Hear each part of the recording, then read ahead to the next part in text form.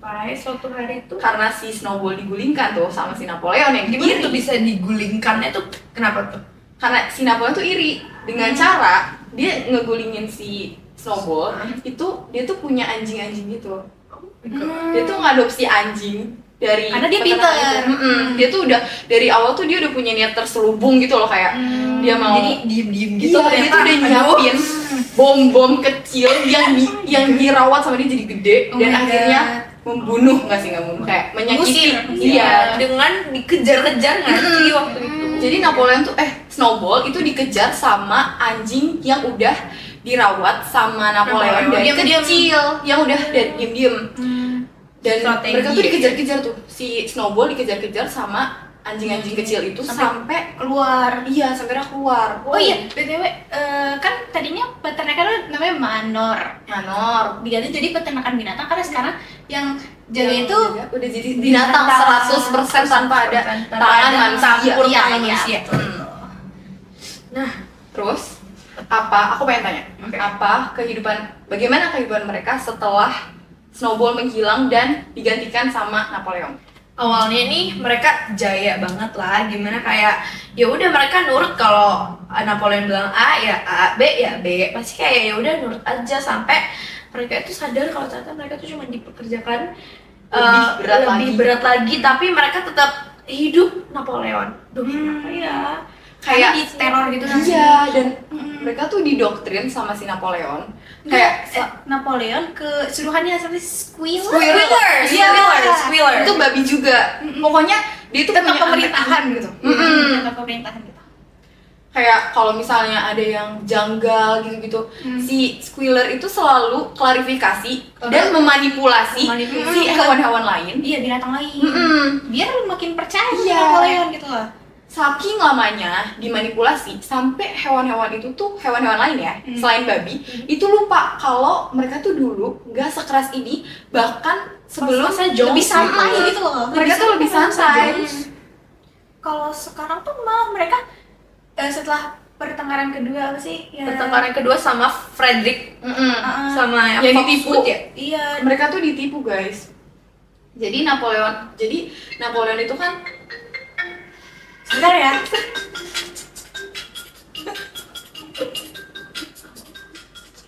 nanti tuh dikeruk gitu ya, bisa. Bentar, ini masih mau lanjut. Apa ya tadi? Tadi si Napoleon itu apa ya? Oh, pertengkaran kedua. Pertengkaran kedua bersama Frederick karena mereka ditipu. Gimana tuh? Jadi kan mereka tuh bikin kuncir angin. Jadi mereka melanjutkan rencana Snowball yang pertama itu digambar di pasir, itu diambil sama Napoleon dan bilang kalau Napoleon lah yang mencetuskan sebenarnya. Dan siapa namanya Snowball itu ngambil si idenya gitu. Oh, tuduh. Iya. Oh iya. Si Snowball Iya, ngambil bener. di Napoleon. Terus abis itu mereka tuh kayak punya banyak sisa kayu-kayu gitu kan. Akhirnya si Napoleon tuh beride, dia punya ide buat Bikin banyak. jual ke Frederick. Oh. Nah, akhirnya Frederick udah tuh mereka nego-nego, akhirnya mau tuh si Frederick kan bayar kayunya. Tahu. Terus Tiba-tiba bayarnya pakai uang palsu. Coba. Oh iya. Dan ada pas bagian yang dimana tuh kan ada namanya Wimper. Wimper tuh siapa ya? Manusia yang lihat ini ya, Iya, yang jadi dia menjaga, tuh semi-semi menjaga pas lagi jabatannya si Udah Napoleon. mulai berkolaborasi sama manusia lagi. Dan ini dia itu kalau misalnya ini tuh peternakannya aman kok, padahal aslinya itu tuh kayak suatu tempat buat makan mereka tuh awalnya ditutup sama batu semua, terus atasnya kasih jerami, jadi biar kelihatan tuh banyak manipulasi. Jadi kayak ceritanya kayak peternakan mereka tuh aman-aman aja. Jadi sukses kalau meskipun yang binatang yang jadi pemerintahan gitu. Terus abis itu langsung Ini guys, ada satu si boxer yang bagian dia ini Karakter favorit aku juga karena dia tuh pekerja keras, dan pekerja kerasnya dia tuh selalu ngebantu apapun. Dia tuh kayak meskipun sakit tuh dia kayak aku harus bekerja lebih keras lagi, sampai akhirnya dia tuh jatuh dan paru-parunya sakit dan itu scene tersedih sih. Iya, terus akhirnya dia dibawa sama suatu fan dan itu tuh disuruh sama Napoleon dan ternyata itu penyembelihan kuda. kuda. Dan hewan. si Squealer itu bilang kalau Misalnya, boxer itu nggak terbunuh gitu loh. Iya, tapi itu lagi jadi dibawa ke rumah sakit, tapi itu bekas. bohong. Itu bekas, cuman bekas ini aja. Kalau misalnya rumah sakit itu habis beli fan-nya dari penyembelihan. Tapi belum dicopot kan stikernya. Iya, terus Ngomongin. si temennya boxer tuh siapa? Clover. Oh, Clover. Clover tuh kan dia nggak bisa baca, kan dia kuda.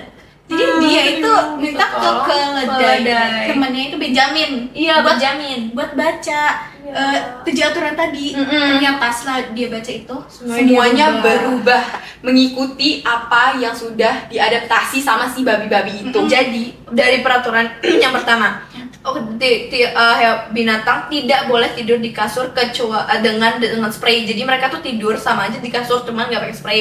Dan mereka tuh katanya kan nggak boleh minum, tapi mereka tetap minum asal nggak boleh berlebihan. Terus ada apa lagi guys? Ini Membunuh. Tidak boleh membunuh kecuali ada alasan gitu. Iya. terus ada lagi ya? Masih banyak deh pokoknya. Nah, iya. Jadi aku tuh masih bingung gitu loh, Ki. Dari buku ini tuh, ini kan menggunakan metafora-metafora. Jadi yang aku dengar kan buku ini tuh diangkat dan menggunakan metafora gitu ya. Karena kisah nyata ya. Bener-bener. Nah, kisah nyata itu apa sih, Ki? Jadi George Orwell kan dia aslinya India, tapi dia pergi ke Inggris. Nah di Inggris itu dia hidupnya di masa perang Uni Soviet, Pana. Oh, Nah, oh, jadi keren ya. 1917 tentang Uni Soviet. Sumpah. Nah jadi di sini tuh ceritanya tentang totalisme namanya. Totalisme itu paham tentang struktur yang apa ya, penindasan gitu loh. Jadi dia tentang kekuasaan lah pokoknya, aku lupa ingat gitu. Sumpah? Iya, jadi si George Orwell ini adalah kritik satir buat buku-buku dia selalu kayak gitu. iya, semua buku dia itu tentang satir buat politik Uni Soviet pada masa itu. Oh, wow. Keren loh. Iya. Sumpah ini. Wow. Iya. Aku nggak tahu fakta ini sumpah. Beneran. Sumpah aku nggak tahu. Dari kisah nyata beneran kita tahu. Aku tahu. Oh my god. Jadi itu tentang misalnya ada petinggi dari Uni Soviet yang gulingin atasannya dulunya, yang ngegulingin itu Stalin. Snowball. Iya kayak snowball. Enggak, tapi yang diguling itu snowball. Si Napoleon ini namanya kalau di aslinya itu ada John Stalin apa gitu.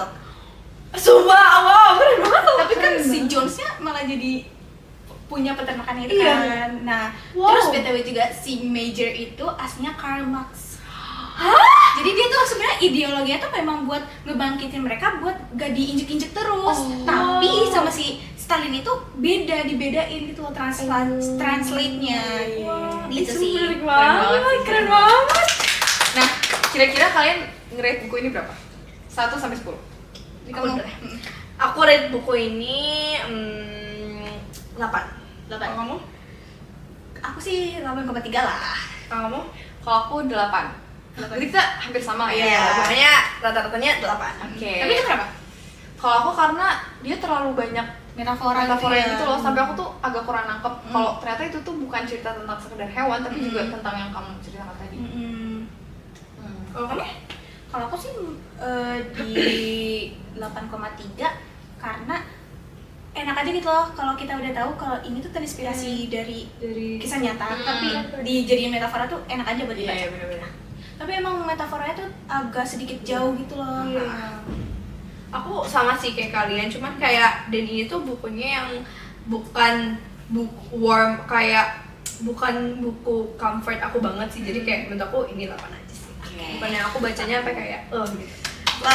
Jadi itu deh dari kita tentang Semoga animal farming. kalian juga dapat pelajaran dari buku-buku yang mungkin nanti kalian baca. Ya, Kalau dari kita sih rekomendasinya ini ya. setiap buku tuh udah pasti ada hal yang bisa diambil. Betul. Sekian dari kami. Assalamualaikum warahmatullahi wabarakatuh. Ciao.